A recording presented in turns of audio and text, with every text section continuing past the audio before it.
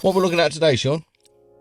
Would you want me to? Well, okay. So this is the Bettermaker mastering compressor from Plugin Alliance. It's one of Bettermaker is one of the more interesting plugin name manufacturers' names. You just like the name.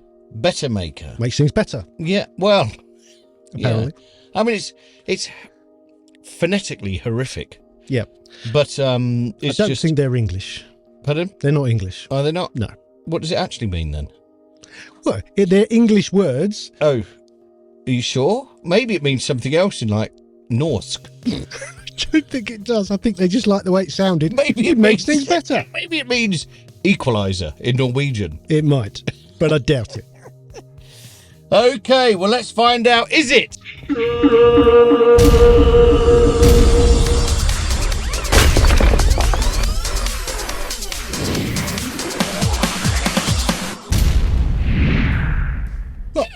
I just think it's the Bettermaker. The Bettermaker. Yeah. They've been around for a put while. the hot drink maker on, will you? Hot drink maker. Can I have some toast? Could you put some bread warmer?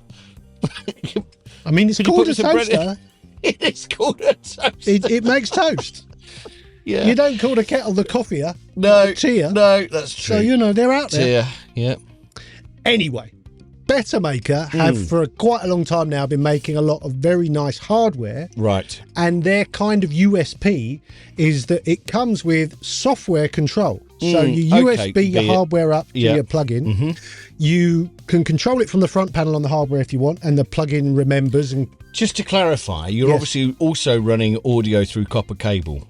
Yes. So it's an analog processor. With digital control. Okay, so your USB is controlling it. Yes. But your audio is travelling from your computer through the circuits. Yes. Okay. That's been Bettermaker's USP. They make hardware that you USB up to your computer. Yeah. So when you record a session, everything comes back. Should have got a better fucking name, man. Should have got a better name.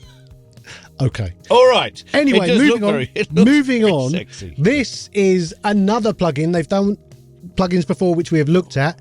So obviously the difference with this is that this is a plugin. There is no hardware. They do make this as a piece of hardware. This is just a plugin. So they've made a name for themselves doing analog gear with digital control. This is a digital plugin just doing what plugins do. Okay. So it's like all the crap stuff without any of the good bit.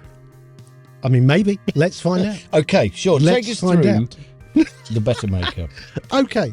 So the mastering compressor DSP, as they call it. It looks very nice. It looks very nice. It looks very similar to the hardware, but there is more going on. There's this cool display down the bottom which sort of moves along. You can see the waveform. You can see how much it's being compressed. You can see the compression there, the red line. You've got your input meter, your output meter, and when the signal's compressed, you get a gain reduction meter in the middle, the big red line going down. It looks very cool. It's very easy to see what's going on.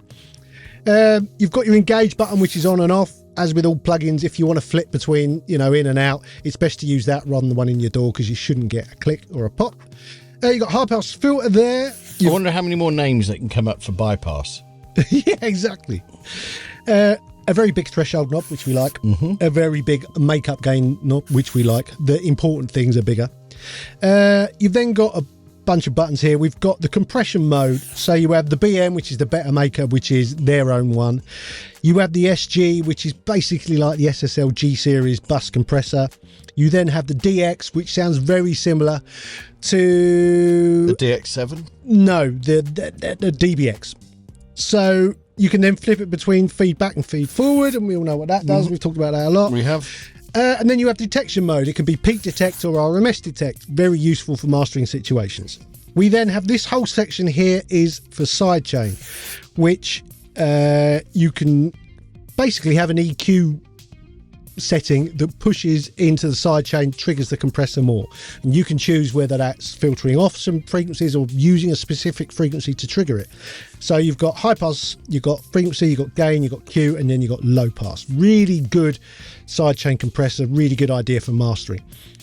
We've then got the settings for the compressor. Sorry, Could Yeah, I go ask on. a question? Yes. Add it before you carry. So, sidechain for mastering. Yes. What would you feed the sidechain with in a mastering situation? Well, if you're not feeding it from an external source, if you're just using this to feed it from the actual signal, it allows you to focus in on it or to ignore a bit.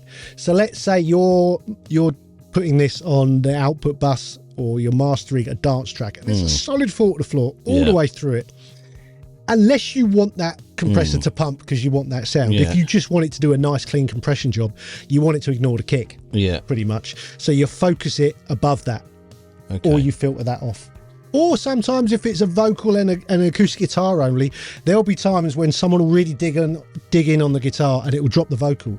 So you're in a mastering situation, you're trying to avoid that to get those weird artifacts. That's why you would have a very sort of capable sidechain.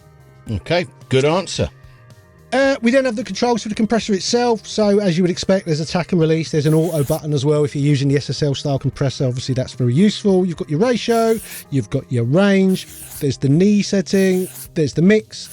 And then you can add some THD, total harmonic distortion, throw in some analog vibes into this. Everybody loves a bit of THC. And then we have a drive section where you can add some basically saturation. You've got 2 different kinds to choose between. You've then got a drive amount and a drive mix. This can get a bit wily very quickly, so be careful with the mix control. Only dial in a bit, especially in a mastering situation. You don't want to go nuts with that. You have a width control which is grayed out unless you're using it in mid-side mode, which it will run in. You can see here this is running in left-right mode. You can unlink them, or you can just click on that there and it goes into mid-side mode. In mid-side mode, you crank the width, the side levels go up, basically, which gives you the width. That normally, so as a dance music person, Yes. that's generally your sort of the high stuff, isn't it? Yeah. Your pads, all whatever. of that sort of stuff gives it a bit sparkly width. stuff. Yeah, that's spread it a bit louder, goes a bit wider. Yeah, gives it a nice sound.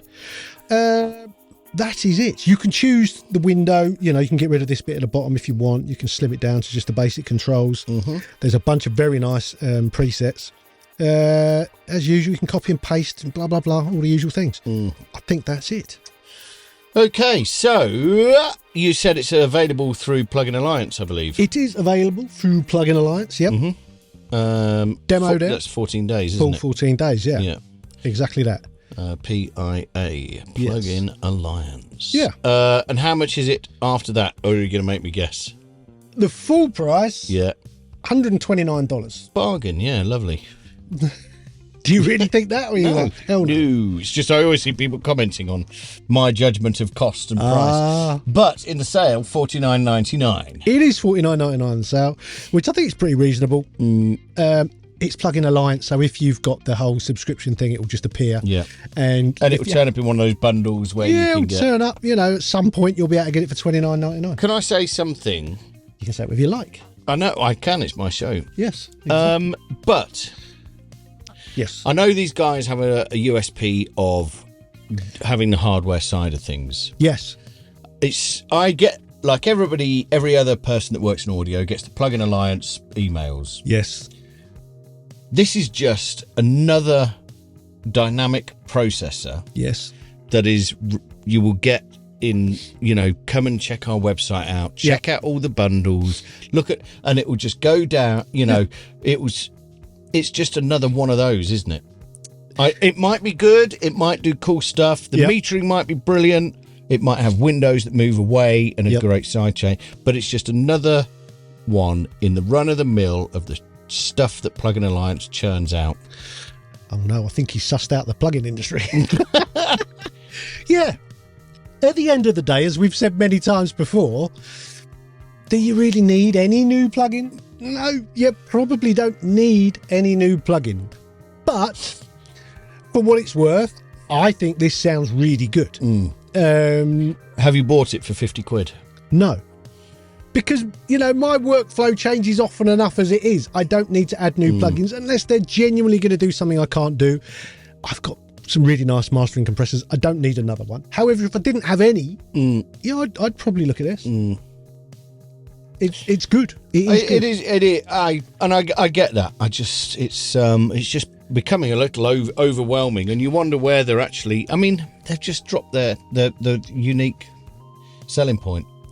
That's the weird thing about it. The EQ that they did a while back that we looked at, I really liked that, and I still like it. And it's really weird because it's like, I like it enough that the idea of buying the hardware is insane. So they've put someone off buying a piece of their hardware. Yeah. You know, and I'm aware of people that have the hardware who will say, oh no, this is like 5% better. And I can understand that. I use some hardware. I understand that it's unique sometimes and has a slight edge, but realistically, you can get the job done with almost anything these days. Yeah. You know, I'm going to carry this on just for a minute. I've been messing around in Logic using Stem Splitter. Yeah, that's very cool. And obviously, so I've been using System Audio Recorder, and I use Apple mainly, record tracks on my laptop into System Audio Recorder. Yep. And I'm not actually, I think it saves it as a WAV, but it's not lossless. Okay. Because obviously you're streaming, so I'm guessing even Apple streams. I don't know. I thought they all used AAC, but maybe not. I don't know.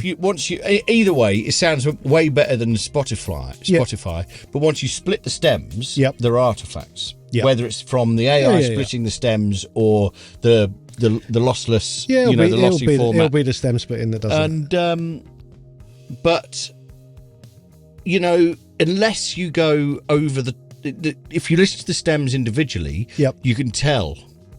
But once they're in a mix... Yeah, you can't tell. You can't tell. No. I mean, I think that was always the way, wasn't it? That's about that 5% that you're talking about. Yeah, they make 5% difference. So if you're recording a harpist or a solo cellist, then I get you. Yeah. But if you're mixing a house track in an afternoon... No. I mean, I we both mixed stuff 25 years ago on some pretty early digital systems with not much going on. Radar, but also I used to have Logic 5. What was the Audio Work. I had the Audio Work sound card for my PC. It would have been back in the day, and Audio Work was it was totally part of the Logic system. It was made by eMagic. Used to make Logic.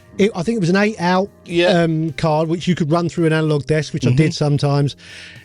It wasn't very much money. It was a few £100. Yeah. I mixed loads of things on that. That went out to release. Yeah. No one said anything, oh, this doesn't sound right. Was that the one where the cables actually come out the back of the PCI card? I can't remember it now. Maybe. I remember MIDI cables and phono cables actually coming out the PCI cards on the back of your PC. But also, I've done mixes on Sound Blasters, which used to come free with PCs. It don't matter. No. If the mix is good enough, the mix is good enough. And that yes, all right, maybe I could have improved it slightly with the gear I've got now. But it still stands up. I listen to it now and I'm like, that still sounds banging. Yeah. So. And people listen to tunes now, streaming from a phone over thin air through speakers that are that big. I know, it's depressing. Anyway, Sean, so the Bettermaker... The Bettermaker mastering compressor. I bet you can't remember now. Is it shit? No, I really like it. But you're right about everything else. Everything else. Yes. Okay, well, thanks for listening to that rather elongated rant. They do still happen. They do. Please check out our Instagram, Studio Life 101. That'd be nice if you could do that. You could also like the video or subscribe to the channel or become a channel member. Do that. Check out and do keep a regular eye on the website. We've got courses and top 5s and all sorts of interesting stuff on the website. So do go and click the links down below the video. All good. Nice. We'll see you next time. Sayonara, suckers. Adios.